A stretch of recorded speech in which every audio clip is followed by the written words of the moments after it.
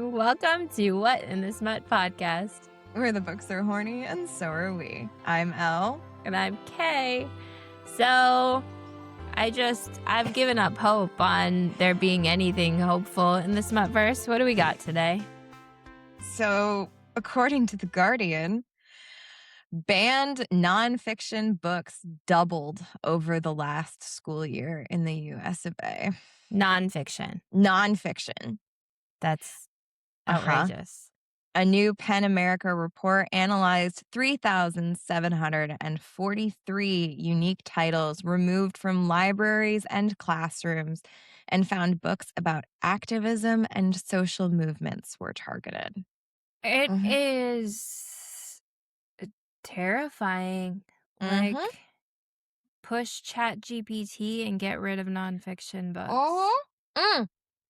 Yeah. So, oh my God. And this is crazy. So, Casey Meehan, who's the director of PEN America's Freedom to Read program, said this latest trend shows an embrace of anti-intellectualism, undermining public knowledge by devaluing education and expertise. And this same Guardian article included that a report from the National Assessment of Educational Progress last year showed that a third of 12th graders who had been federally tested did not have basic reading scores. Scores were the worst they had been for 3 decades. I'm not surprised at all by this, sadly, because, I was a teacher for over a decade. Yeah. I was a math teacher, but the number of students that lack some serious reading comprehension skills has just that number has continued to increase. So that does not surprise me, sadly, at all. I'm tired, Grandpa. I have nothing more to say on this topic. I'm tired, Grandpa. Well, that's too damn bad. So let's talk about a book that is, at minimum, banned from giving us revenue share in the Amazon affiliate program. Okay? This one actually has not yet. Amazon hasn't figured out yet that this is erotic content. Erotic content. It's funny because there's certain ones that I'm like, this isn't even that bad, and the affiliate program is like not eligible. But this is one that we can still get the link. So sick. If you want to download this one, the link for this will be in our show notes, and it'll give us a tiny little kickback. And when I say tiny, I mean very tiny little kickback. So this week we read Betting the Betting by Annara Layne. And the synopsis says, I was just fired from my job, and the house my ex-boyfriend owns is falling down around me. There's nothing tying me to this town, so I decide to get a fresh start. Newport is adorable, the kind of small, friendly town where people smile at you on purpose. Even better, the antique store that hires me comes with a shockingly affordable apartment. Feels like I finally stumbled into a version of life that isn't trying to crush me. Man. I know. The dream. That hit hard. And then the dreams start. These aren't normal dreams, not stress dreams, not even, oh no, I wore underwear to homeroom dreams. No, these are sexy dreams, ridiculously sexy dreams. One night I dream my sheets are touching me in ways my ex could never imagine. And honestly, good for me. Except I might not be dreaming because my bedding seems very involved and skilled and real, which is ridiculous, impossible even. A bedding set can't be the best lover I've ever had, right? I mean, I'm here for it. Where would you put this one on our smut scale?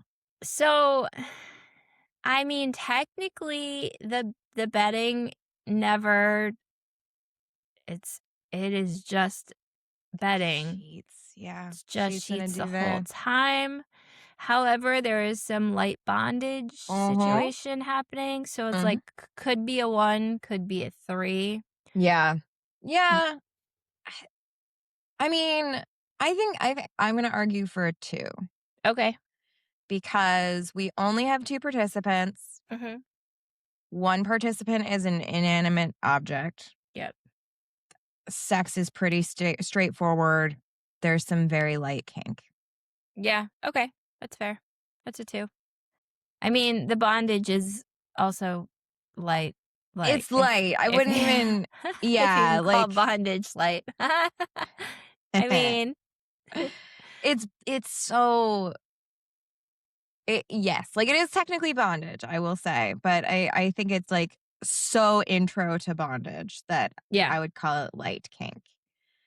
Um, so the only content warnings that the author sees fit to include are that Nikki, the main character of this book, has an ex-boyfriend who's heavily implied to be emotionally abusive. While this relationship is in the past, it is relevant to her emotional state, and there is an on-page interaction between them.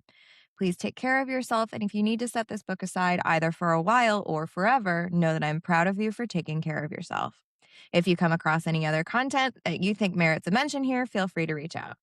I mean, I like that. Yeah, That's a me nice too. little, content consideration. I Yes. would also add there's some light drug use on here. They're Yes. smoking weed a bunch of times throughout. Yep, and there is also some light breath play. Yeah.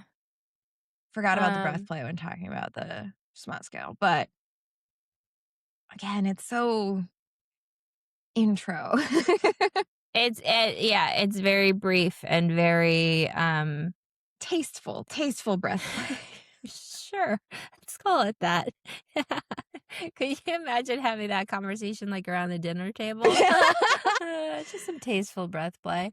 So, this had a 3.4 on Amazon, a 3.1 on Goodreads. Now, I mean, it was a weird one. The Yeah, sentient it's sentient object. Typically, I prefer when the object turns into a real man, and this yeah, does not happen, but no. I feel like those were kind of low ratings. There weren't too many either. I agree, this is surprisingly low to me given how good the story was. Yeah. So a 5-star from Amazon says, I can't believe I actually read this. Am I still trying to figure out what the heck I just read? 100%. Why then did I give this 5 stars? 1. You will get exactly what you expect per the book description. Mhm. The author kept her promise to the reader, as weird as that promise was. 2. This is not the worst book I read in 2025, not by a long shot. I'm not saying it's Tolstoy or anything, but I read books that somehow found a traditional publisher that were much worse than this. What I'm saying is, if it sounds like something you think you might enjoy, you probably will. Hats off to the author for following their muse wherever it took them. I love that. And a 4-star says, I'd buy a set. Good quick read, some typos, but easy to figure out what it's supposed to say. Definitely interesting and at times pretty hot. There were a couple things about typos. I'm going to be honest, I didn't notice them. I usually notice them, we must have an updated version. Oh, that makes sense. Oh, I don't know, March 1st, 2026. Damn. I normally notice and am annoyed by typos and have to, Same. like, actively shut my brain off. I did not notice any. Maybe because I was enjoying the story. Maybe. I I was don't immersed in it that it didn't bother me. I don't know. Oh, now that I think about it, I think there were there were a couple, actually, now that I'm thinking back on it.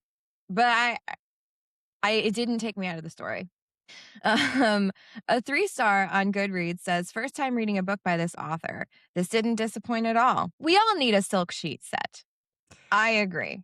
I agree too. Although I will say that I got bamboo sheets. Yeah. Are they They I've feel started like silk. do they? And do they keep you cool? Because I've Yeah. started to really get the, like I'm getting older, I'm starting to get those night sweats. Yeah. So, interesting, good to know. And finally, a 3-star on Goodreads says, "It's the sheets asking for consent for me." I agree. Yeah.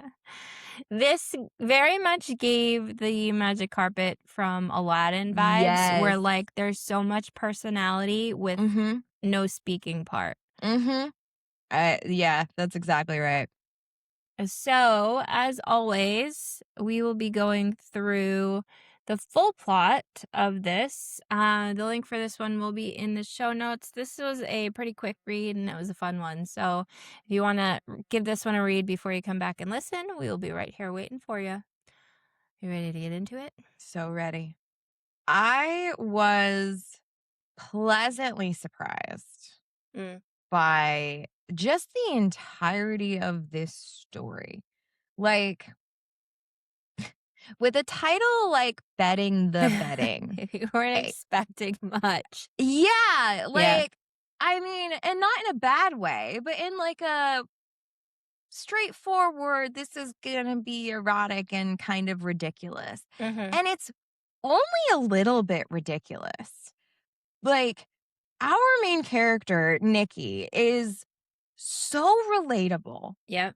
and so realistic and like is just like at a point in her life where per the the summary, like life is kind of trying to crush her. Yep. And I just like I was so invested in her journey. Yeah. I like so she wakes up and it says that we start with I screw my eyes shut tight, hoping that when I open them again, the stain slowly spreading across the ceiling will have disappeared. I mumble something close to a prayer, not an actual one, because I'm not sure I believe there's anything or anyone out there to hear it. But at this point, I'll take any help I can get from any entities, real or not. Like, it's me. I'm in this picture Has and I don't like it. has that ever happened to you? Have you ever had a leak somewhere in the ceiling and you can see the This stain? spread. Yeah. Yeah. No, it's like the horror is hard to describe if you've never experienced it. And it's kind of funny because this story really has some potential, like could be a little suspenseful vibes. There were a couple times where Yeah. I'm like, "Oh no, she's Yeah. gonna run into the ex Uh-huh. and something's gonna happen." I feel Yes. like it was I was getting that same feeling that I got with Will and Prey Yeah. when Yep. they were at that like food truck thing and they ran into the ex-husband or whatever. I was getting that same kind of like, "Oh no, something's gonna happen. It's not gonna be good." It ended up all being fine and she's a badass. But Yeah. yeah, it definitely gave you that, like it was not predictable. It gave you Yeah. that, like, suspenseful, Yeah. raises your anxiety a tiny bit. Yes. And not in like a stressful way, but a little bit in a stressful way. Like there Mhm, are bits and pieces of it that it was just so like a woman trying to build her own life mhm. after like stalling for a few months and like what that looks like and what that feels like. It was just so well done here. Yeah, I just was so impressed by how invested I was and how much I wanted her to like find this life for herself. yeah. So, she had just gotten fired. Mhm. She had broken up with her ex-boyfriend 7 months ago. He had just kind of left and ghosted her and left her living in his home It's the that had house that been he inherited. inherited. Yeah. Yeah. But, like, he just left his house Yeah. and didn't respond to her at Uh-huh. all, which is wild behavior. Yeah, absolutely.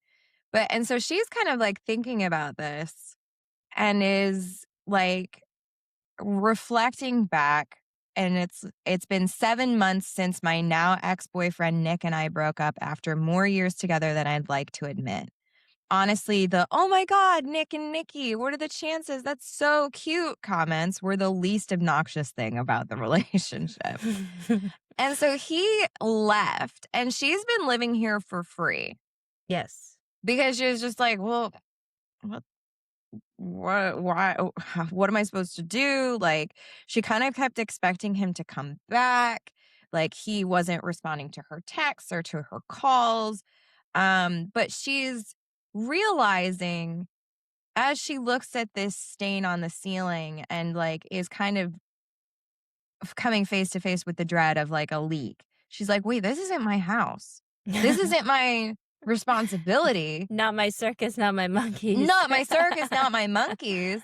After 7 months without a single word from him, the thought of leaving this house behind feels good. Like I'm finally giving myself permission to let go of the final thing I have tying me to the man who was a part of my life for far longer than he should have been.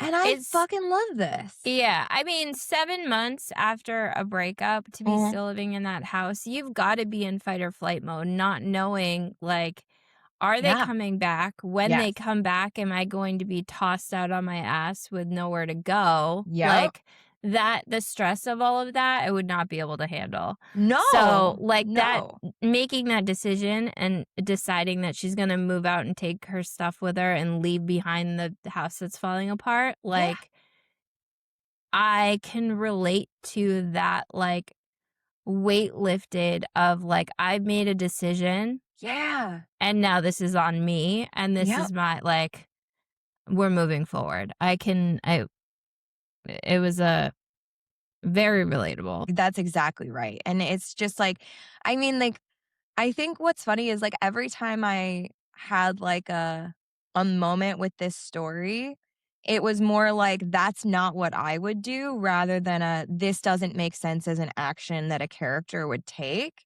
Mhm. But I think the only time that happened was like she just like packs up her shit and leaves. Like she doesn't know where she's going to go. She doesn't have a plan. And I was thinking, okay, but I would at least like have like a hotel picked out. But it turns out that she did already have a hotel picked out, a Yeah. motel. Cuz she booked a cheap one online and then she drives there and discovers that it's permanently closed. And she's like, I mean, like, I'm gonna be able to contest, like, do a chargeback on my credit card, but that's like a couple $100 that I'm not gonna have access to for the next few days. That's so annoying.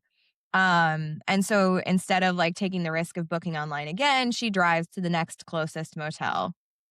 Um, and like, there's so many the details are so good. I feel like sometimes last week comes to mind where we get lots of details and it feels like a barrage. Yeah, they don't serve to move the story forward. This Yeah, all did. this all Like, did. Like it's this like is another mishap. Okay, we're yeah. gonna move forward. Okay, this is gonna work Yes. out. This is better than I thought it was going to be. It's Yes. cheaper. It's clean. It's got Yes.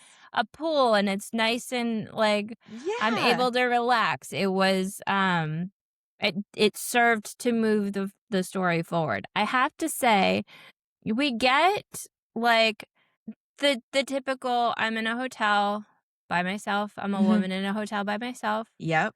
That like momentary panic. Yes. And then also relatable of I dropped my bag onto the second bed. Mhm. It's the one I always choose, the one closer to the bathroom and farther from the door, fewer obstacles in the middle of the night. And even though I know it's ridiculous, it kind of makes me feel like if someone were to somehow enter my room in the middle of the night, I'd be able to take those extra 3 seconds to figure out how to defend myself. If this isn't fucking me. That's exactly right. Like I am just so amazed, like, how much I was like, "Yep, that tracks, that feels right." She also I do this. So, she we get, like, a little flashback. Get a little mention of, like, how she started therapy in high school, um, and how she tries to keep a list of all the good things that happened to me today, every day. I'm not saying you should ignore the bad, her therapist had said. Focusing on the good stuff just sounded an awful lot like toxic positivity to me. But her therapist says depression makes it easy to lose sight of the good. So I want you to write it down. At least 3 good things every day. They can be as little as they need to be to hit the quota. Joy can be small, but it's there. And right now, you need a reminder of that. Yeah. Like, I literally have a book of good things that happened to me today. Like that I have that exact same journal. Like I don't Mhm. do it every day, but it's one of those things that I did religiously during college. And it's like that distinction, that framing is exactly right. It's like we're not ignoring all the bad shit that happened, but we're forcing our brain to like go through and remember that there were good things. Maybe the sun shone today. Maybe there was an extra chicken nugget in your order. Like small shit, because you need to be reminded that there is some joy, even if it's small. Well, that's like, finding the glimmers instead of the triggers. Oh. Things I've seen it on, like, social media. It's like training yourself to find the glimmers where, like, certain things will trigger you, but what are certain things that fill you with joy, and being Oh. able to recognize Oh, I love those that. moments and seek them out instead of, because sometimes people look for triggering things, Yeah. and it is a matter of changing your mindset to, like, search for the positive pieces, because Yes. the negative ones can just destroy you. Overwhelm. Yeah. Yeah, absolutely. So she's writing down her list of 3 things, and it's like the first one is that the second motel was cheaper if she booked in person, so she actually saved a little money. The song that I can never remember the name of with the la la la's came on the radio 4 times today. And then she's trying to think of the third one, and she's kind of like cycling through all the bad shit. I've got no job. I've got no home. I've got no friends. I'm living in a motel. I have no idea where I'm going. And having to move out of Nick's home. Oh, there it is. Thing number Oh. 3. I no longer have any ties to Nick McNulty. And that is like a happy thought for her. And I just like I really loved this. Like all of these little details made her a very well-rounded individual. The fact that her phone was dying and she checks to make sure that it's actually charging is like such a real ass moment. Like, Well, because we had gotten that the charger in her car has malfunctioned before and yeah. melted because she doesn't have the USB. It's an older car, so she's only got the cigarette lighter, Yep. which, man, that brought me back. Same. Same. I had the same thing. I had an old Jeep where it was old enough that it didn't even have like a CD player in it. It was a cassette player. Yeah, so you had the cassette with the wire attached to it that Yeah. you plugged into your Discman and In my hoped that it Discman. didn't Yep. skip. Yep. 100%. Man, What an era. my kids will never understand. So true. So true. So she is the next day, like going through and canceling all of the utilities. They were all in her name at the house. Like, so even though it was her ex-boyfriend's house, she was still paying for the utilities. And so like she just like it was like, well, obviously I'm not going to keep paying for utilities at a house that no one's living in. Yeah. And so she calls them all and cancels all the utilities to like so they'll end at like the end of the month or whatever. And then she's got her laptop up and she's scrolling through job sites.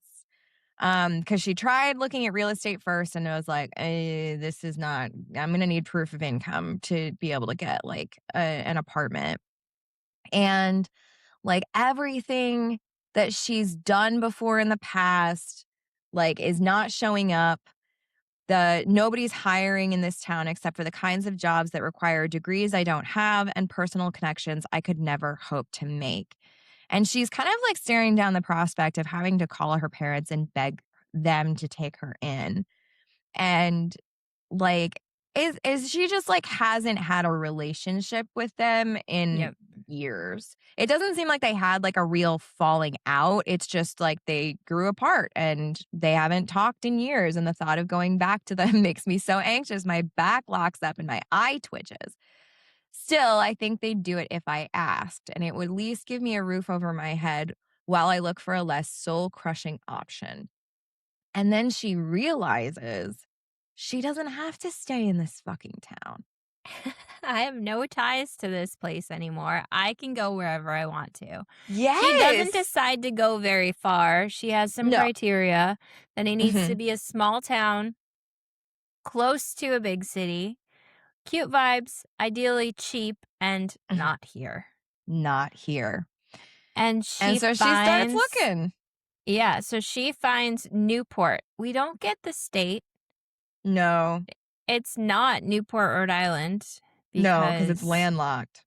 and it is a small town, about 4,000 people. The owner of an antique store is hiring for a cashier, and there's an apartment above the store that she's going to rent out for $200 a month. Wild. Insane. But like Insane.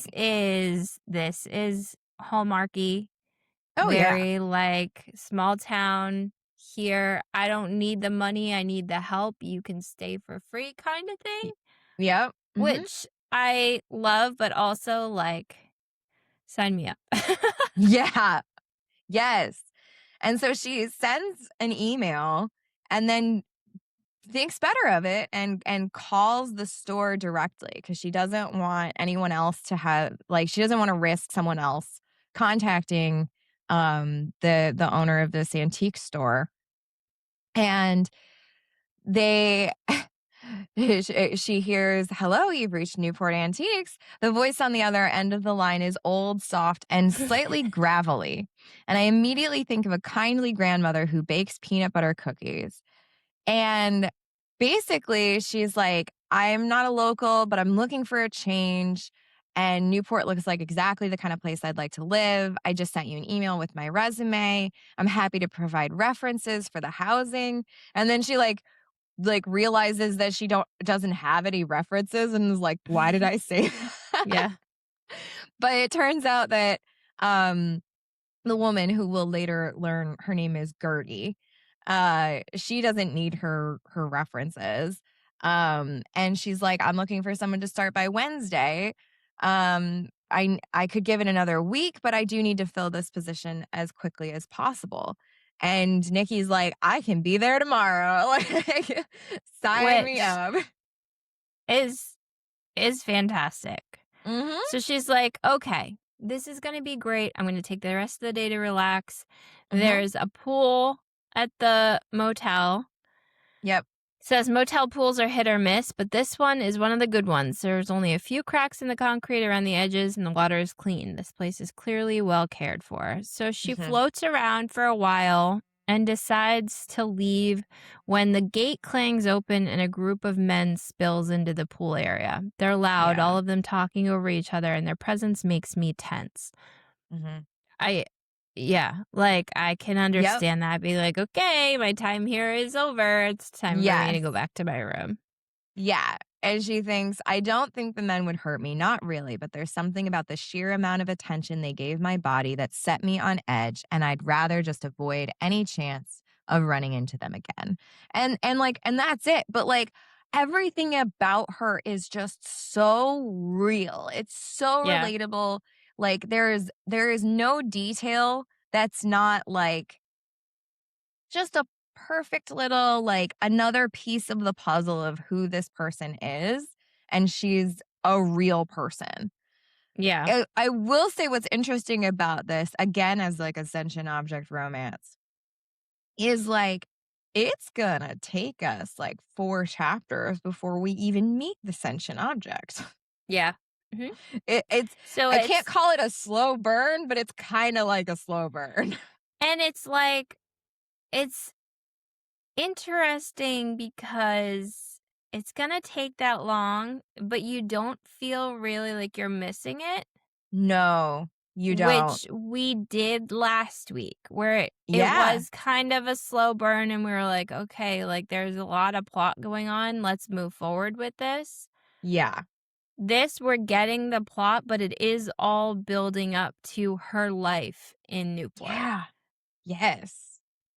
Yeah, I love it. I love it so much. So she arrives in Newport. It's everything she hoped it would be. The downtown is only 4 square blocks. The main street is literally called Main Street. Like it's all old brick with cutesy awnings. And there's only one 3-story building, which is the town hall, the bank, and the post office rolled into one. Like, adorable. I love it. Yeah. So she ends up finding the antique shop. She parks her car. She has to drive down a little alley and Hmm. parks in a little lot behind the building. She goes and introduces herself to Gertie, Hmm. and she greets her like a long lost grandchild. Like Yes. she greets her, "Oh, welcome, welcome. I'm so glad you were able to make it today. I'll have you start next Wednesday, but now you can get settled in." Yep. She brings her upstairs and says, "We're a friendly bunch here, if a bit too inquisitive for our own good.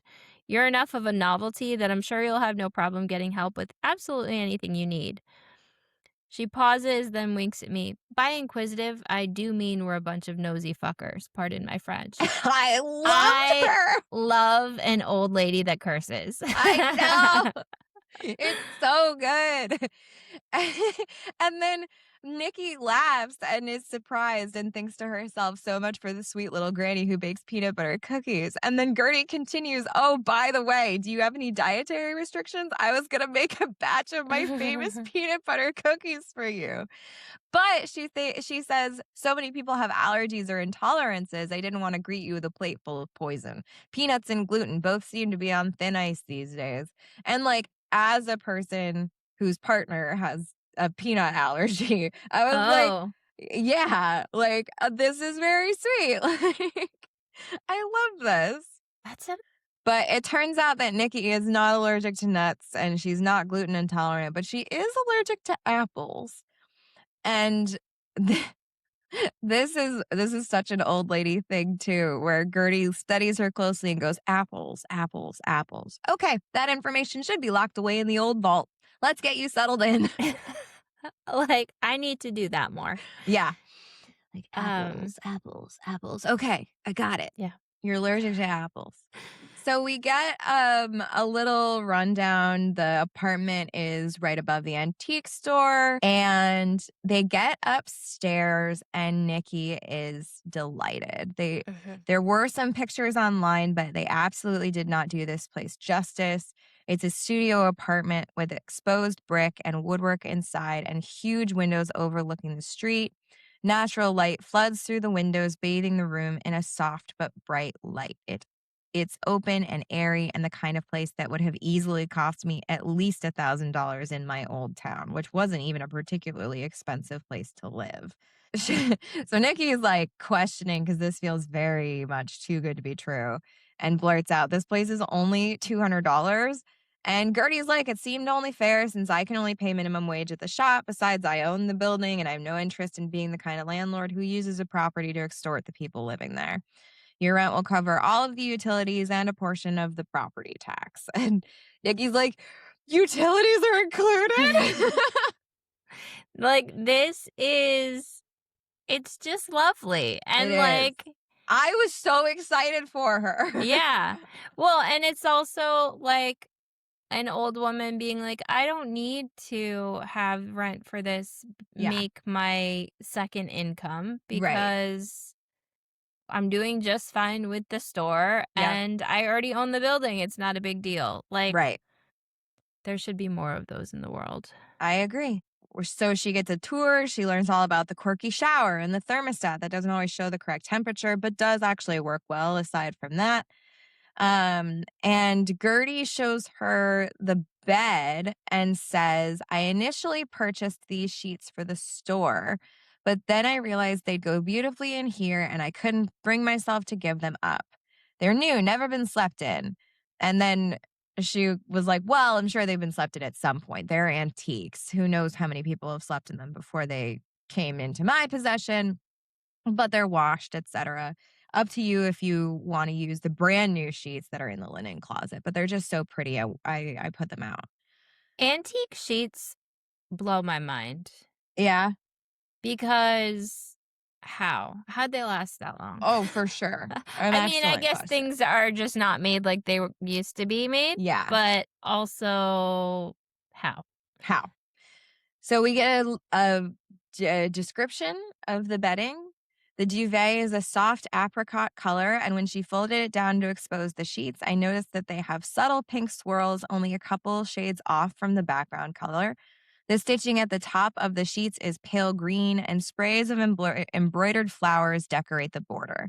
They're absolutely gorgeous and easily the most expensive bedding I've ever encountered in my entire life. These sound beautiful. They do. They sound beautiful. Like, talk about little joys. Mhm. Sliding into Yep. clean sheets, silk sheets, like, oh. So she wakes up. So what happens is that she climbs into the bed and promptly bursts into tears. Me. Um, like, what a mood. Like, and she thinks, I'm home for the first time in as long as I can remember. I am actually somewhere that feels like home. And like, oh, Yeah. Yep. So she wakes up. This is the middle of the day that she climbs into bed.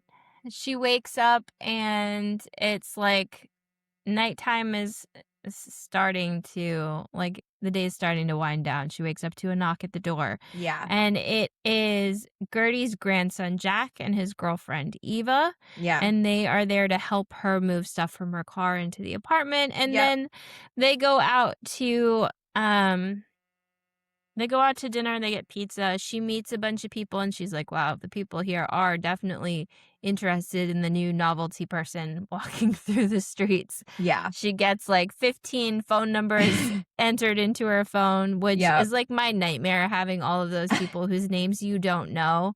And having a whole bunch of And numbers. you're like, Yeah, oh, I met you. I don't remember what your name is in the least. yep. I also liked that. I guess it kind of we had mentioned Gertie mentioned that her grandson would come over to help her move stuff, and she opens the door to him and is kind of like blown away by how attractive he is. Mm-hmm. And then he steps to the side and reveals his girlfriend Ava, and it says, she gives me a soft smile and my heart stutters. She has the kind of looks that make me wonder if I really am straight after all. And like, I love that as a straight woman. Like, you see a woman who's so pretty and you're like, life goals or wife goals? Like, Yeah. I'm not sure. I'm not sure. I'm pretty sure it's life goals, but I'm not sure. And like, I loved that there was never any like, there was never any, Competition.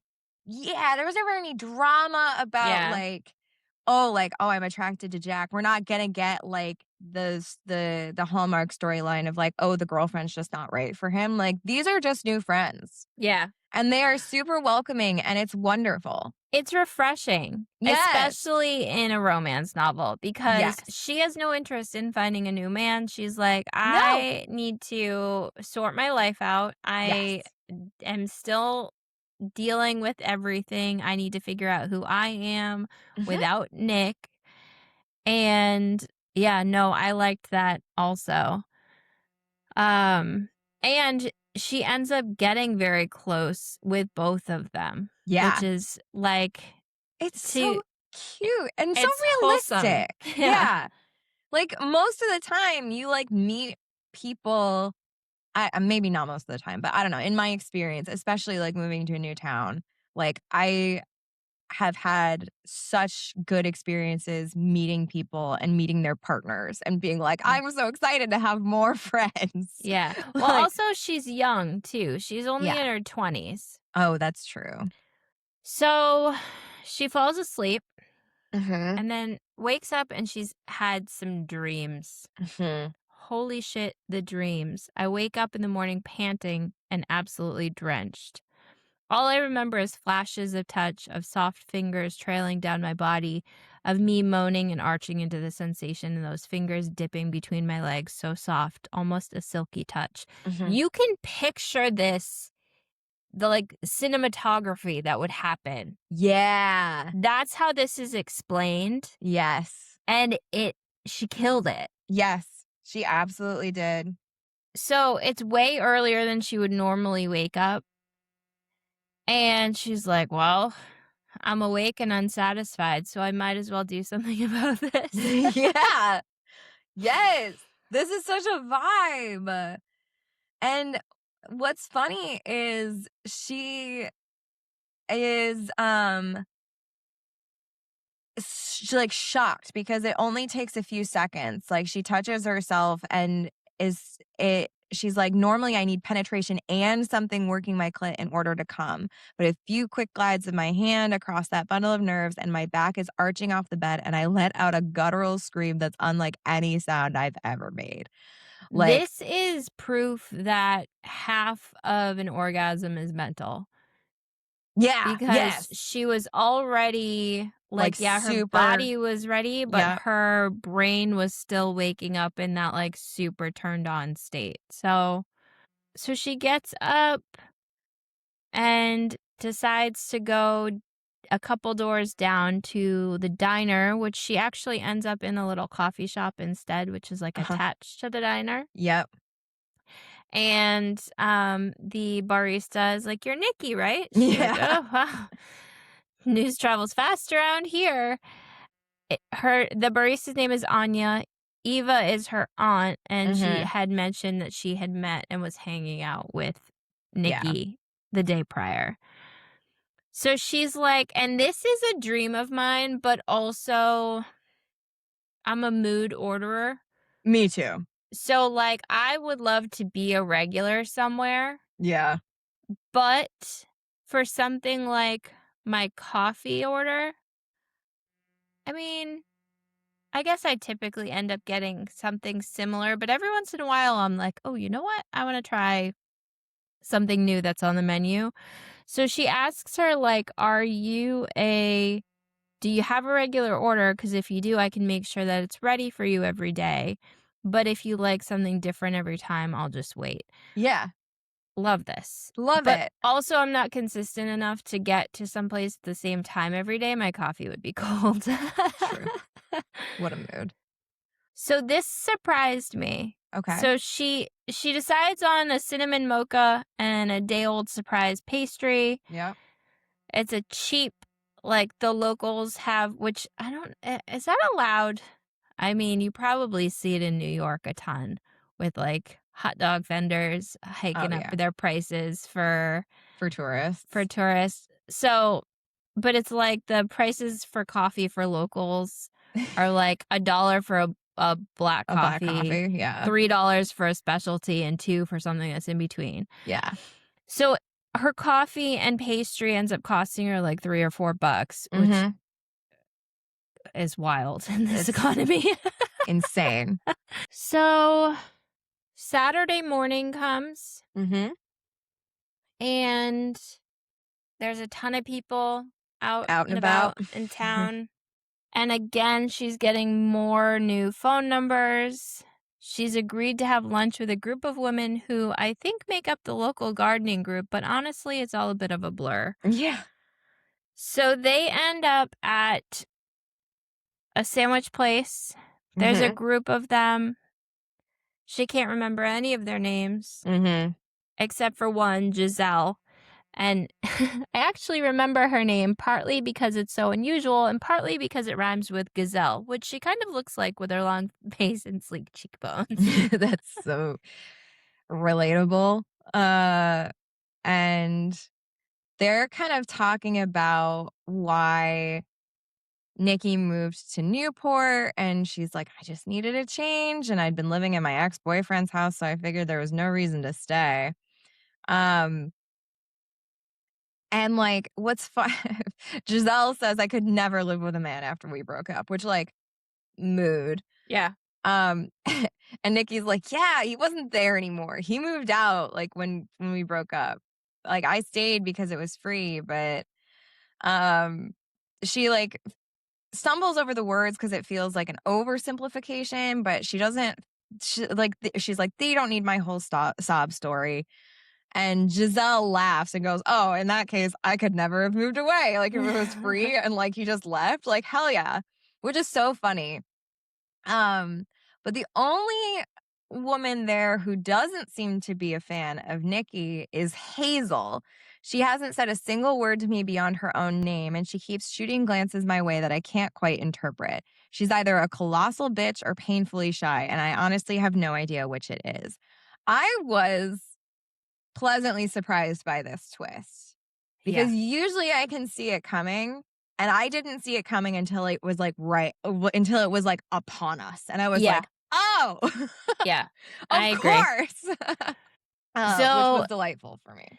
Giselle puts her into a group chat with the Garden Gals, Uh-huh. and then Nikki finds out that she sends her a text and says, "This is Giselle. Welcome to the club, Nikki," with a maple leaf and a smoke emoji after my name. Mm-hmm. Says, "We've never even talked about drugs, but the fact that they just assumed I'd be down feels better than it probably should, because yeah, I am." I love it. Like, not necessarily for drugs in particular, but just like the fact that the vibes that I'm putting out align with the vibes that other people are receiving, like, Right. is just peak. So then she gets a message or an email? An email. An Mm-hmm. email from her ex-boyfriend Yep. saying, "Where the fuck are you? Utilities have all been turned off. Were you gonna tell me, or are you just running away like you always fucking do? I can't Mm-hmm. believe you'd be so fucking irresponsible and immature. You owe me back rent for all the time you lived at my house for free." Which is such a fucking asshole move. But also, Mhm. she's already looked this shit up. She knows he can't charge her rent, considering they never had a lease or even an agreement of any kind. And she looked it up when he first left, and she was deciding whether or not she was going to stay. And like, she knows him, and she knows that he'll be obnoxious about it. But like, she thinks, I won't give in, not this time. There's nothing he can do to convince me that I should pay him for the privilege of being ghosted. I ignore his email. I owe him nothing. And then she chants the words on repeat in her mind. I owe him nothing. I owe him nothing. I owe him nothing. Yes, queen. Yes. So she gets back into bed. She's like all amped up still from this email, and Hmm. she expects that she's not going to be able to sleep. And yet she quickly falls asleep and has another sex dream. Hmm. She decides to get the shower to take care of it this time because Yep. the shower has a handheld attachment with strong water pressure. Sure. So she makes herself come. Hmm. She gets out of the shower. She gets dressed. She starts to go for a walk and runs into Giselle on the street. And she's like, "Hey, we're going to have a gardening party kind of thing if you want Yeah. to come over." And So Giselle they, says, we'll actually be gardening, by the and then she's like, "If it helps, we'll be high too." way. So she goes back up into her apartment, gets changed into like gardening clothes, goes Mhm. over to Giselle's. They get super high. She can't even walk back to her apartment. She Yep. wakes up the next day after staying at Giselle's place, and she's like, "Well, I didn't have a sex dream last night, Mhm. and that sucks." Yeah. But also she's, like, a little bit embarrassed, Yeah. like, which I would be, and also, girl, the fuck? So overindulge when you're not comfortable with the group of people that you're around. Yeah. Like, this was relatable too. Yeah. So she spends the next 2 days at home, partially hiding from the world after the humiliation of being the one girl who couldn't handle her pot, and partially because I want to settle into the apartment so it can really start to feel like home. Like, yeah, that's a Yeah. vibe. So she starts on her first day of work. It's a Yep. Wednesday. She shows up a couple minutes early with her coffee and the coffee order that Anya has assured her is Gertie's favorite, Yes. which delights her boss slash Yes. landlord slash friend. More people are coming into the antique shop because everybody still wants to meet her, small town. And then we get the information of like, usually I'll close the store for 30 minutes so I can have lunch. Sometimes Mhm. when it's busy, I will skip lunch. If that happens, let me know, and I'll add a half hour to your pay." And Yeah. she's like, "What are you talking about?" She's like, "I don't do the whole clock in, clock out. Yep. I This is what you'll trust get that paid for. Yep. you're an adult. Show up when you're supposed to, basically." Which, Yeah. like, I mean, Yep. and she's like, "I can't imagine my old boss doing something like this. In fact, he regularly made me work through my legally mandated lunch break, but forced me to clock out even though I was still doing the work." Yep. This, I've been years out of teaching, Yeah. years, Yep. and I was still like, "Yeah, no, I feel that." Yeah. Like, working through lunch, working and not getting a dime over what, because it's a salaried position, and, you know, Yep. so she's getting the hourly wages with the salary mentality of, like, show up, do your work. I trust that you're an adult and you'll do what needs to get done, kind of thing, which, Yeah. man, not Yeah. corporate America. No. No, could never. Could never. So, because the store is closed on Tuesdays, on Monday night, she ends up staying up late having a solo movie marathon of Hallmark movies, essentially. And she's like kind of thinking about how she's not at all ready to get back in the dating scene. But it would be nice to have someone help her take care of the ache between her legs. And so she drifts off to sleep, but it shouldn't come as a surprise because she was already tense when she wakes up in the middle of the night, too turned on to go back to sleep. And so She did, she's, though, say out loud to yeah, herself, but she does say out loud, "Just because you wanna get fucked doesn't mean you want a relationship, Nikki. I just need to get fucked, that's all. Soon." yes. So, I feel like that's important Yeah, because it is. It is. what we get is the first time that we're really getting these sentient objects Hmm. made apparent to us. Yes. We knew what we were getting into, and we knew where those dreams were coming from because they Uh can huh. always somehow work their way into your dreams. But Of course.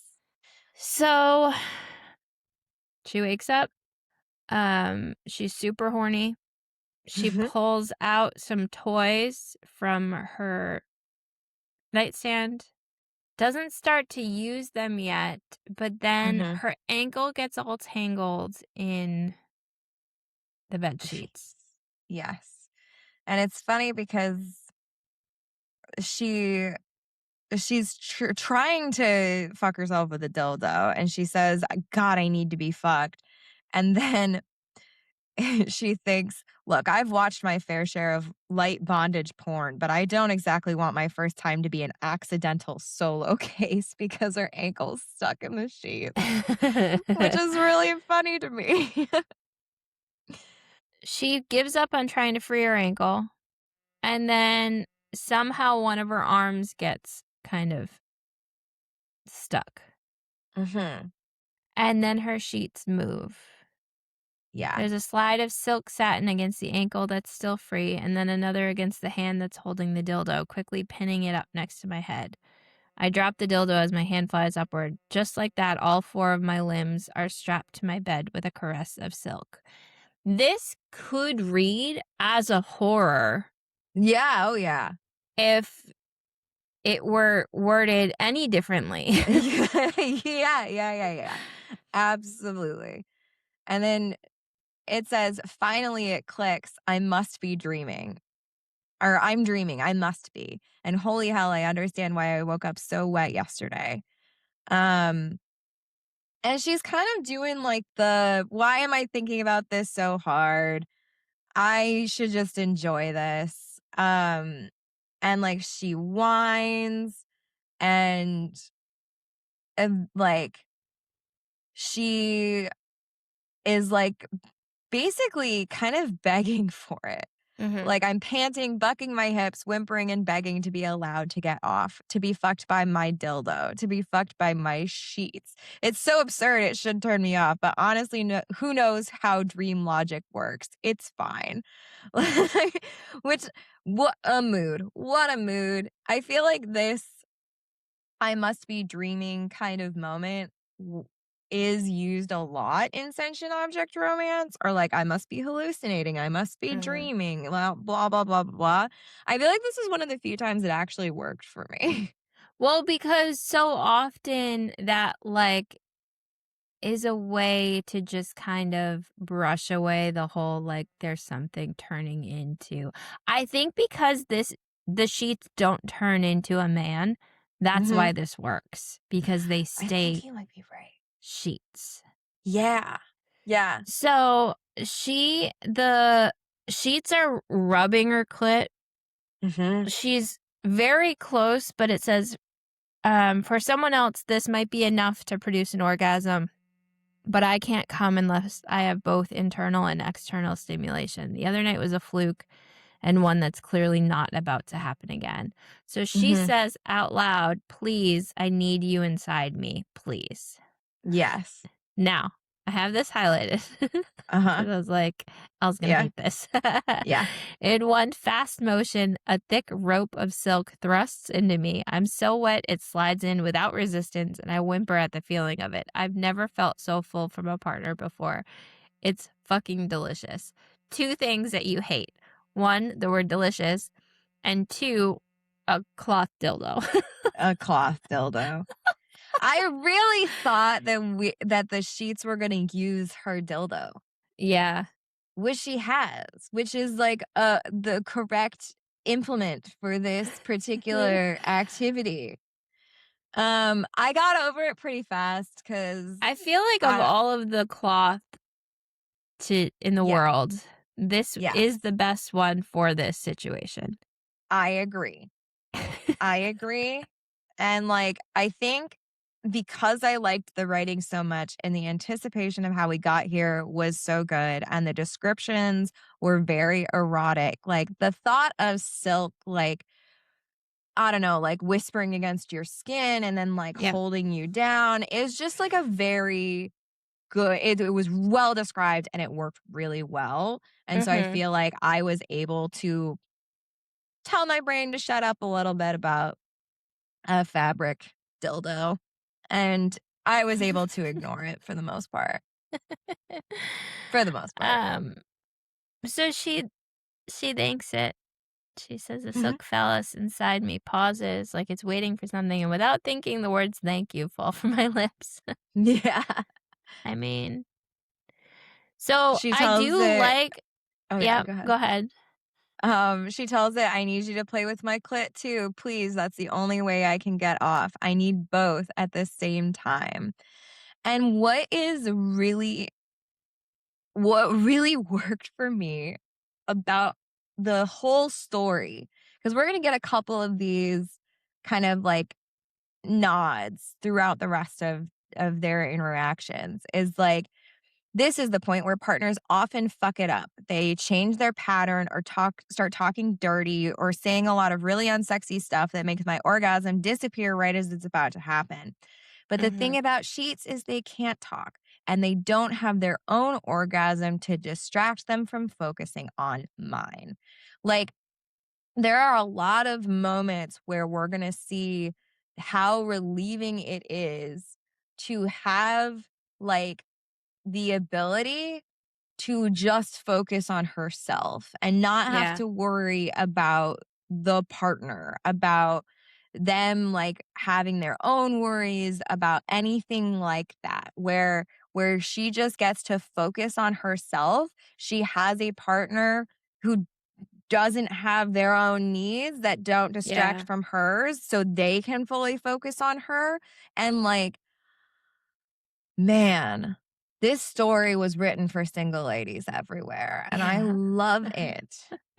I Well, love it. because also, even if you have a partner that, like, is fully, "I Yeah. want your pleasure is my Yes. priority," You're you still still making Yeah, you can space for still get in that. your head about Yes. that, like, okay, well, sure, for right now, and that's great, and this is great, but also it's always kind of lingering. Yeah. Yes. I love this. And Yeah. so she comes and she's like, I scream when it finally hits me, wave after wave of pleasure coursing through me. My toes go numb. I literally see stars. My pussy pulses, drenching the sheets in my cum. And holy shit, am I squirting? I've never done that before.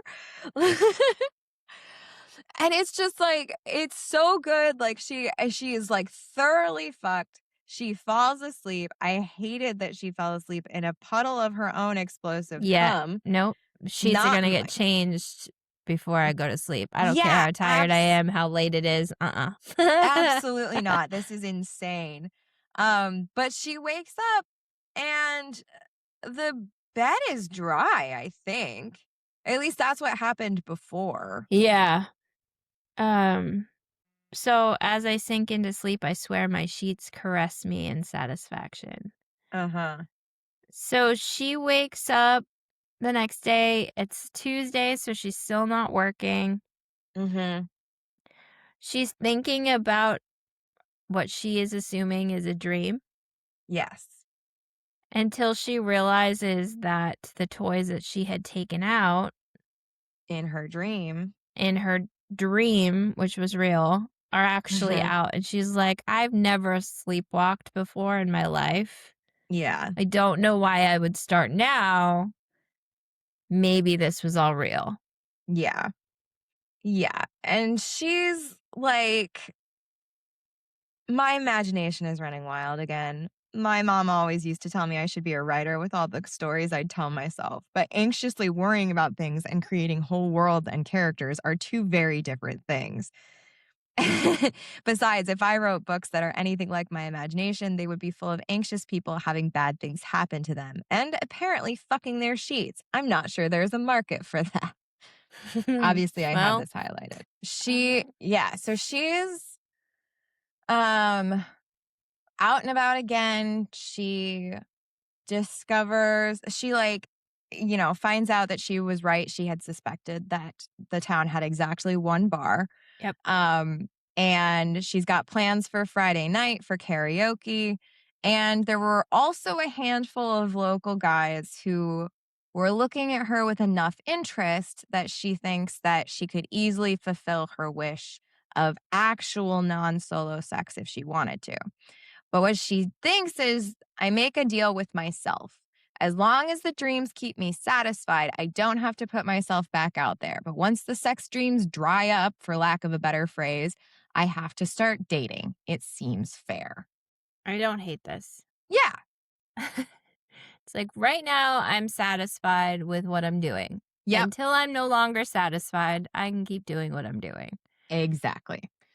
And of course, this um is exactly kind of the experience that I've had in the real world, which is the moment that you have decided that you are set and you are ready to move on, like live your best life, fuck whatever came before. I'm not worried about what's coming next. Fuckers from your past will come out of the woodwork like clockwork. It's like Yep. they can sense it. Hmm. This particular instance, he did get an insider tip, but they always do this. And so the Yes. moment she's come to this like conclusion of like, this is me, I'm happy, I'm satisfied, her phone starts to ring. And it's Nick, her ex boyfriend. And she sends him to voicemail, but he immediately calls back. And it says, we repeat this little dance 2 more times before I angrily accept the call. What? I wouldn't have answered personally. Well, if you know that they're not going to stop, You block them. oh yeah, I suppose Done. there's that. Yeah. Yeah, This is not the that's 90s. They fair. can't just keep calling your landline over and over and over again. That's Like, true. we have the technology. And he says, is that any way to greet your boyfriend? She goes, "You're not my boyfriend. Pretty sure you gave up that title when you walked out on me 7 months ago." Man, oh Uh-huh. man. Mhm. Mhm. And, like, so what follows is classic fucking emotional manipulation. Mhm. He's, like,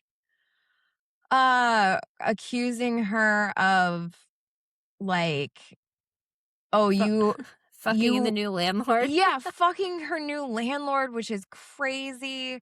And he's like, "Just like that, huh? You just moved on?" He says this quietly, like he's hurt. And for a second, I actually feel a prickle of misplaced guilt, which is ridiculous. He left me. He didn't even have the decency to break up with me either. He just left. He ghosted me for 7 months. But he was always like this. He would twist situations around until I found myself apologizing when he was actually the one in the wrong. And like, this is so classic. Yep. And this is why there's a content warning at the beginning of this story. Cause like, this is such emotionally abusive behavior. Like, it's hard, like, and you don't want to like put it on a spectrum and like compare it and try to like, I don't know, I don't want to like try to equivocate this and be like it's like light emotional abuse, but Mm. like it is emotional abuse. Like, this is making you feel guilty for something that they did is fucked up. And everyone's either been through this with someone or Yeah. knows somebody that's been through this with someone. So Yes. this was very relatable, and you're like loving her because Yeah. you're like, yeah, she's setting these boundaries and she's sticking to them, and I was like proud of her as the Yeah. reader. I was too. But So yeah. he's like, "Why did you like shut off the utilities?" And she goes, "Wait a minute. Mhm. How do you know that I did that? Because they're Yeah. not technically shut off until the end of the month. They were not in your name." Yes. And How did she's you like, know I wasn't at the house anymore? "Have you been watching me?" Mhm. Super creepy. Super creepy. And then he says, "You were living in my house. It's reasonable to keep tabs on your tenants." Like, Mm-mm. uh-uh. Nope. So she hangs up on him and he like tries to call her back. She lets it ring out over and over until he eventually gives up and texts her and says, "You owe me rent for all the time you lived there for free. I'll find you and I will make you pay." Like, So this is where this it you're felt like, like "Oh, is this gonna turn into some kind of, like, a thriller. suspense, Yeah. thriller kinda situation?" At this point, I kind of assumed that the bed sheets were gonna strangle him to death. That's what I Touch her and expected. die from the bed sheets. Yeah. Yep. That's where So my head was at this moment in the story. so we get the next day, they close up the antique shop, Mhm. and she goes out to dinner with Gertie, Jack, and Eva. Yeah. And So cute, by the way. and Eva asks about the sheets. Yes. And she's like, "Oh, no, I couldn't sell them. I ended up giving them like, putting them up in the apartment." So then she goes, "Aren't they gorgeous and magical too if the stories the vendor told us are to be believed?" She said they never mind. And she goes, "No, what? Tell me, like, tell me what's going on." She goes, "How do you feel about supernatural stuff?" She goes, "Are you about to tell me my sheets are haunted?" And she doesn't really, she says, "Not haunted per se, just Uh-huh. there's some weird stories about these sheets. Apparently, they inspire amorous connections." Uh-huh. So Gertie says, and I will, again, I love an old lady that has no filter and is kind Yes. of a dirty bird because she Yes. says, "Well, I can't say I'm surprised. Between the silk satin and that barely there pattern, the sheets are, well, there's really no other way to say it. Those are some damn sexy sheets." It's so true. I love it so much. And they all laugh. And she gets back to her apartment and she's like, "They are sexy sheets." Like, it's true. It's true. So she gets back and folds the duvet down Hmm. and takes out her toys and goes and sits on the couch. Yeah. Yeah. And we are 62% of the way into this book, Mhm. and now things are about to get spicy. Yep. So she starts working on herself, and then all of a sudden she realizes that the sheet is like, I hate this word, slithering across the floor. Yeah. I hate the word slithering. Uh-huh. And and it touches her foot and she goes, "What the fuck?" Uh-huh. The sheet withdraws like it's hurt or scared, like it's wondering if maybe it did the wrong thing by touching me. And Mhm. somehow, amidst all the weirdness going on right now, the only thought running through my mind is, oh, good, my sheets want to make sure I'm okay with being touched before they do it again. They clearly understand consent.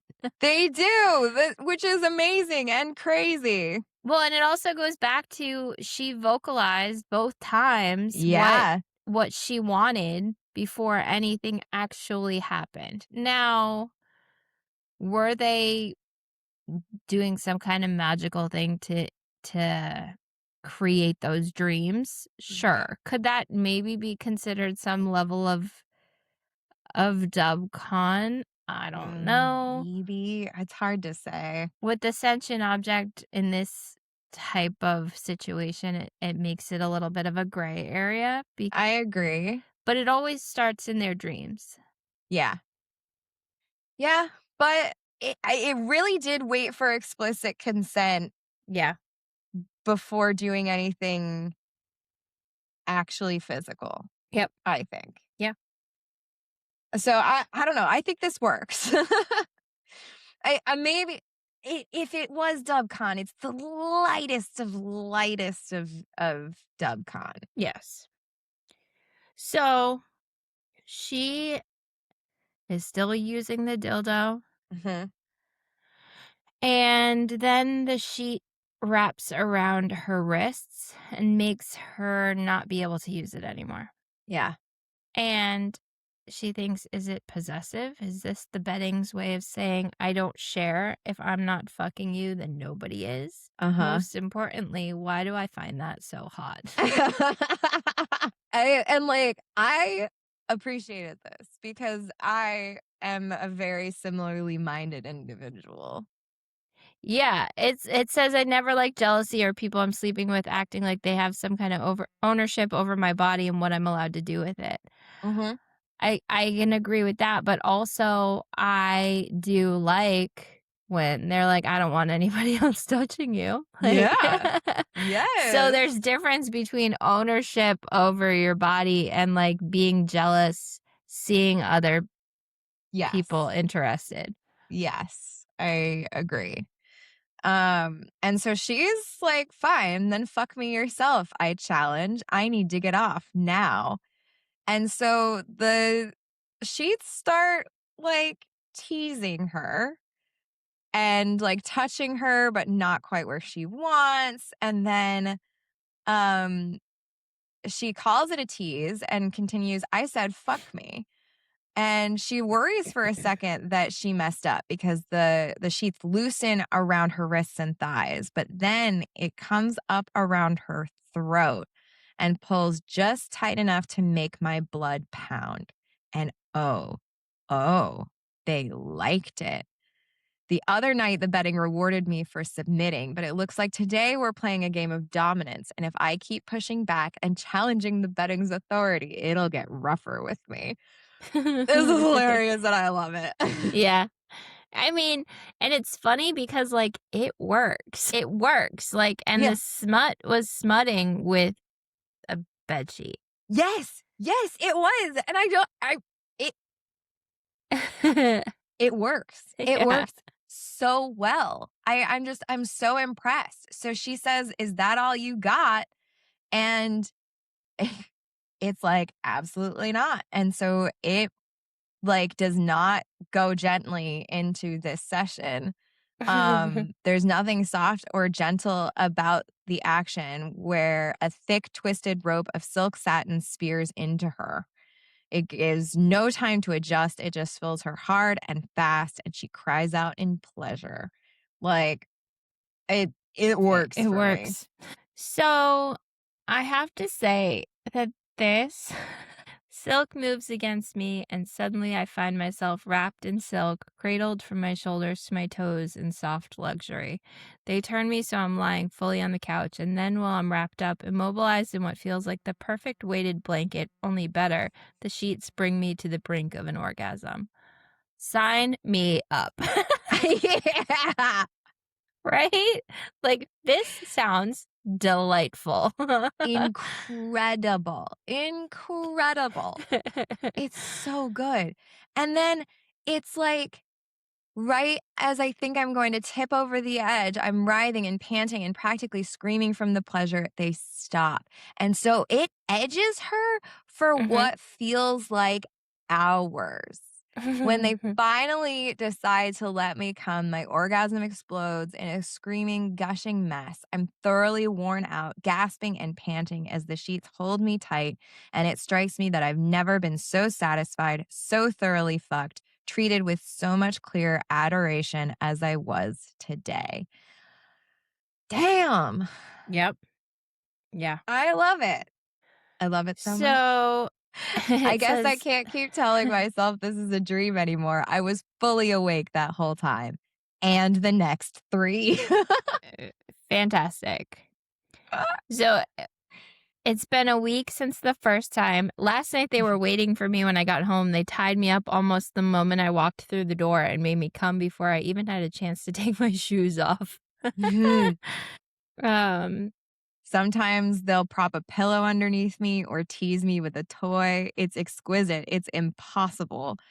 The one thing that keeps me going is that none of the other bedding seems to be able to move on its own, just the sheets and the duvet. If I were having a psychotic break, I would think it would be more widespread than just the sheet set. I love this. I love this logic. Like, this is It's- incredible.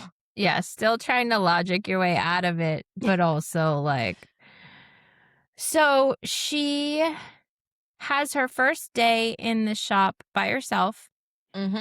and Eva comes in and she's like, I just came in to ask you if you want to come to the market with me on Saturday. It's like an antique market. Yeah. It's about an hour and a half away. I don't go often, but Gertie and I always find good stuff there. It's where she got your sheets, actually. So it turns out they end up getting someone to cover for the shop because the shop Yeah. is still open on Saturdays. So at first I was like, this doesn't really make any sense. Yeah. Yeah. Tuesday's her day off, but it ends up working. Yeah. They then on Saturday morning at 6 in the morning, Mm-hmm. they get in the car to drive to this antique fair. Yes. And this place sounds like a dream. Oh, yeah. I love an open air market Same. and with all the little stalls and I love Yes. it. I love it so much. It says there doesn't seem to be any consistency to the types of vendors here or even to how they're laid out. There's antiques, jewelry, various artisanal jams and condiments, and even a guy with a typewriter who'll write you a poem about the topic of your choosing. It's wild and random and so perfect it makes my heart burst. It's so great. Loved it. Yes. Want to go there. Me too. Yep. And so she's wandering around. Ava told her how to find the woman who sold her the sheets. Keep an eye out Yes. for a tent with strings of Scrabble tiles hanging in front of the opening. I love that. Like beaded curtains, Yeah. but letters instead. I Yep. want some. Um, and she eventually finds it. Like they all split up, they go different ways. Gertie laughs at her because she sees her kind of like dreaming of selling in this market. And she's like, Mhm. I'm with you, girl. Like, I've also thought about doing this. And so you just Yes. get the sense that this is going to be like a long term thing. And like, she's thinking of the future. Like, she's fully ingrained in this community already. And I fucking Right. loved it.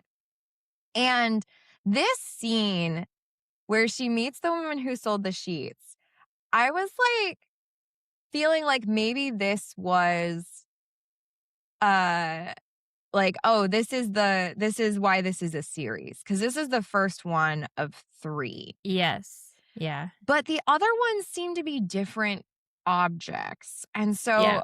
it almost felt like this was kind of open-ended because she has this conversation and she'll be back like a couple of Right. times and she'll have conversations that she doesn't really remember with this woman.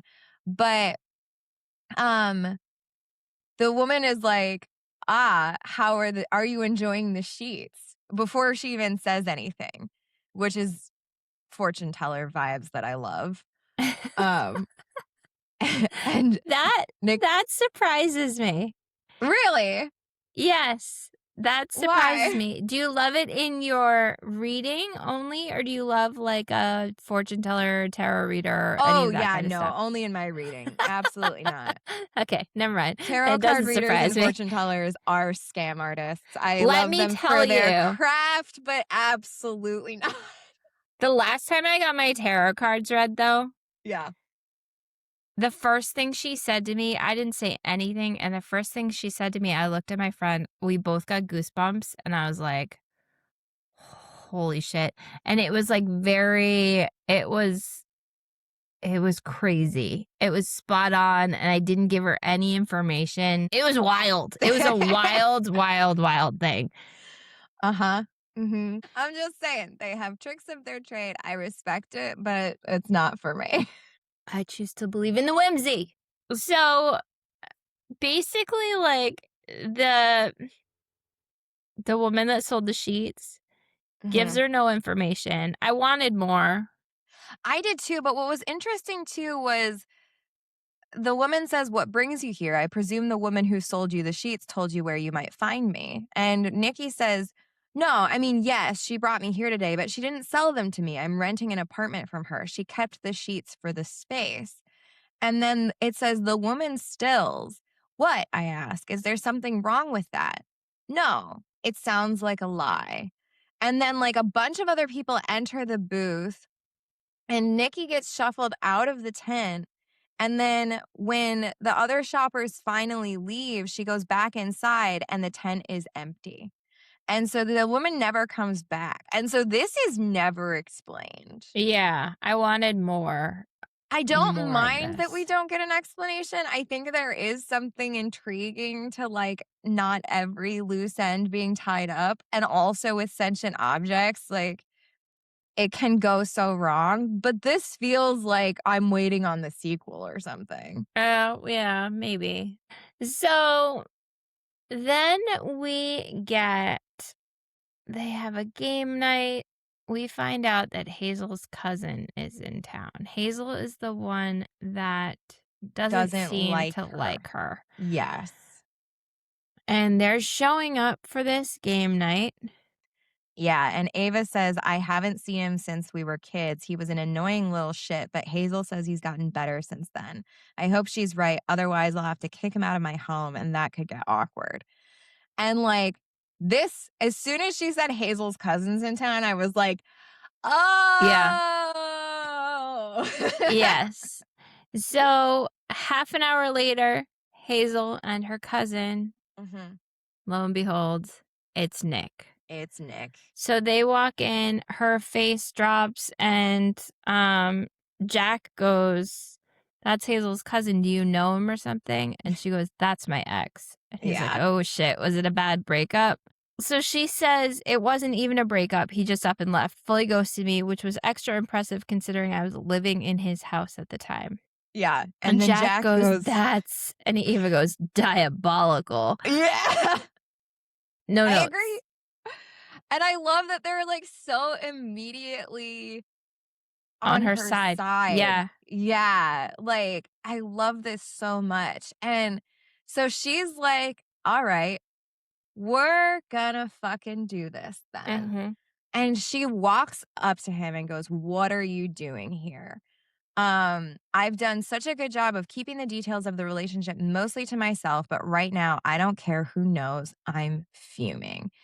And he's such a prick. He's like, "I'm just visiting my cousin, Hazel. I was shocked to find out you'd recently moved to town. I was wondering where you'd gotten to. I'd hoped we could talk before the party, but you never answered my calls." And, like, she is kind of kicking herself because it's her fault.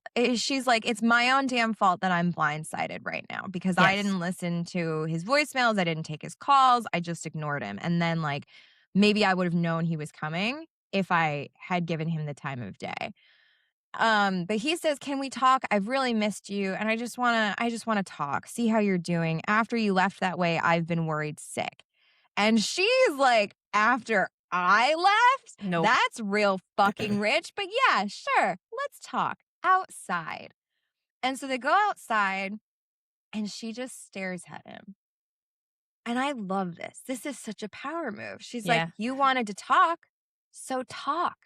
Like, yes, this was more satisfying than the orgasms. Like, this is everything I wanted, was like the confrontation, and for it to be everything she needed, for it to be closure, for it to be a fuck you, for it to be like a you come into my house and my new friends and blah blah blah. It was so good. I loved it, but couldn't be me. Like, when I get the confrontation, just not my style. I No, cry. of course. But that's why fiction is so satisfying, Yes, because she gets to have absolutely. this like Because you're like, moment. yeah, I would love to be able to do that. Yes. Could I? No, but I would love to be able to. Yeah, and he is So, so caught off guard by this attitude that he doesn't even say anything. And like, so she just like gets to go off, and it's so he says, "You owe me rent." And she goes, amazing. "We never had a lease. I don't know you shit. I've Uh-huh. talked to a lawyer. I'm prepared to go to court. And if that's where this is headed, I'll win. At which Uh-huh. point we'll countersue for court costs." And she thinks it's a lie, at least the lawyer part. But I did look it up, and I will absolutely win if he does decide to be stupid enough to try to sue me for back rent. Mhm. As for the countersuit, I'm pretty sure I saw that in a movie or something. Judging by the way he goes pale, my bluff is convincing.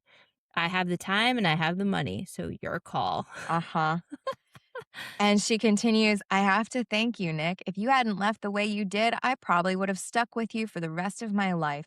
You were fucking terrible the whole time we dated, but you did a really good job of not crossing the lines that would have made me walk away. You were just barely good enough to make me stay. And then you left. You freed me. So thanks. Friends?" And then she goes to leave, and he grabs her arm. Mm-mm. Uh-huh. And it says, "I turned back to him with deadly slowness. There's a house full of people in there, and half of them are pressed up against those pretty bay windows, ready to bear witness to whatever you're about to do. So I'd choose your next move very carefully." And it's like so good, but also it's like all of these people have grown to care about me. Mm-hmm. You're gonna get fucked. You're gonna get fucked. So she manages to ignore him for the rest of the night. Yep. Fantastic. 2 a.m., Jack walks her home. She's Yep. making sure the whole way that they're not being followed. Yep. He He, makes sure she gets in yes. and unlocks the door and actually gets into her apartment, which is so sweet. And like, I love that extra step of Yes. caring. And like, I love the text me when you get home. I Yes. love the like, walk to the car Yeah. kind of thing. So she gets home at 2 a.m. Yep. and the sheets seem to understand that she just needs to be held, Yeah. which is lovely. It is. And so she just gets to have this incredibly cleansing cry. Yep. The sheets turn on the TV and put on a small town romance movie for her. And she just sleeps, and it's great. She wakes up the next day with puffy eyes and a splitting headache. And she drags herself next door, and Anya takes one look at her and goes, "Gotcha. One hangover cure coming right up." And it's fabulous. She sees Nick go by, he doesn't see her. She's just like, "Fuck this. I'm not gonna deal with him." She sees Hazel. Hazel sees her. Um, and she thinks that like she's gonna have to clear the air with Hazel, but not today, not now, and I'm not gonna worry about it. And she just has like such a lovely wind down, and it's great. And then, yeah. It's so her the rest of her day, this spoke to me because it's the kind of lazy afternoon I've always wanted to have with a partner, but none of my exes ever seemed interested, and this is Uh-huh. somehow better than I'd ever imagined it would be. Uh-huh. Of just, like, being Lounging. cocooned on the couch. Yes. It was like, "Oh, I love that." Yeah. I was like, "Yeah, It's this is" fantastic. it's it says, "Through it all, the sheets hold me gently, tenderly reminding me that they're here and that I deserve softness and love. It's a lesson it's taken me over 20 years to learn, and I'm so thankful to these peach and pink sheets with embroidered flowers for being the ones to make sure I know my own worth and depth of the love I deserve." It's outrageous and it's silly, but also it's very sweet. I agree. I agree. So she ends up talking to Hazel later that week. Giselle basically brokered a meeting, A peace treaty. a peace treaty. And so they sit on a bench in the park, and Nikki tells Hazel everything about the relationship, about how he acted, how he left without a single word, and didn't deign to contact me until after I moved out. And at first, she doesn't believe her, but she has like the old texts. She's And got so, receipts. yeah. And so she ends up like just showing her everything. And it's impossible not to see what was going on. I wonder how I missed it while we were together. She gasps a few times reading it, and I almost feel bad for being the one to expose his true nature to her. I know he's her family, but she needs to know what he's really like. By the time I get to the end of the story, she's fuming. Here's the thing, like, people will stick up for family members no matter what, and to some degree, I understand that. But Mm, also, sometimes you need to know if the person that you're sticking up for is trash. yeah. Yes. Like, And I and then loved, they need to yeah. be held accountable by that Hmm. family that was sticking up for them. Like, you True. treated people like shit. Yep. This is not okay. We Yep. can't continue to call you a nice guy when we're actively doing shit like this. Yeah. Yeah. And Hazel like apologizes. She's like, I'm sorry. I'm sorry for believing him. I'm sorry for my part in it. I am the one who told him you'd move to town. I'm sorry for that and for how he treated you all the time. And Nikki says, I mean, it wasn't awful or anything. And then she thinks, even though the pit in my stomach, whenever I think about him, suggests otherwise. And Hazel replies, it was. And like, Which is yeah, validating. validating. And it says we leave it at that. And like, it's fabulous. We're going to get one last like hurrah with the garden gals. They come over to her apartment. The sheets wait until the garden gals leave and then like basically are fucking her vigorously, and she's about to come right up against the door when somebody knocks and Yeah. is like, is one of the garden girls. She forgot her phone.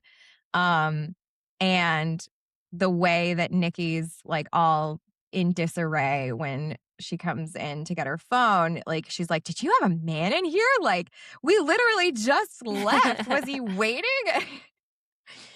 And like she's like, no, I swear I don't have a man. And the woman's like, I'll let you get back to it. I'm gonna require details.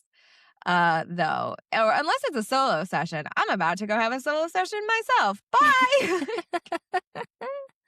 Which is like True friendship. true friendship. Yes. This was like the last thing where I was like, so we've done like a time skip. And so she has washed them. And she says to the sheets, I probably should wash you soon, huh? Every time I do it, I feel guilty. Like maybe I'll drown them if I stick them in the washer. They clearly have emotions and can physically feel things, and I don't know how they feel about going through the wash. And it's not exactly like I can ask them about it. They're sentient, but it's not like they can talk. And then an idea strikes her and she goes, should I wash you? Give me an orgasm right now if the answer is yes. Like, it's been about a year and this is the first time you've thought to like have a yes no communication conversation with the sheets. Yeah, Like, right? what are we talking about? Um And then the sheets surge up from the floor and do, in fact, make her come. And she's like, well, that settles it. It's time to wash my magical fucking sheets. But first, I think I need to come again. And that is where we end. Yes. Yeah. What do you rate this one? I think I'm putting this at 5 stars. Wow. I Okay. loved it. I loved it. It was delightful. It was real. It was satisfying in all the right ways. The smut smutted with the sentient sheets. I don't know why, but it did. It worked. I loved it. And so that's why I'm a 5. How about you? Where would you put this one? I think I'm at like a 3.5. I Okay. really liked it. I liked the plot. I liked it all. You like when the sentient object becomes a man. I do. Yeah. And I like conversation to move the story True. forward. I like a little dirty talk. So Mhm. like that was missing for me. Yeah. But the smut did smut despite the fact that it wasn't a man. And there were some sweet moments that I appreciated. And I was like, wow, this is really sweet, but it's a sheet. Yeah. So I think the fact that it stayed a sheet is kind of what Knocks it down for knocks you. it down for me. Yeah. Yeah. No, that makes sense. And like as a romance, it's weird, but I feel like it's more of a love letter to single women. Yeah. And that's part of why I enjoyed it so much. Because I'm nothing if not a man hater, despite the fact that I'm marrying one. How on earth did you cast this one? So we only get one character Yes. because otherwise it's just sheets. And it would Yeah. be like sheets from Pottery Barn or something. So for Nikki, I cast Elizabeth Gillies, Yeah. who she was in the show Victorious, Mm-hmm. which is like played on repeat at my house right now. So she's Incredible. very, very actively on my television. Yeah.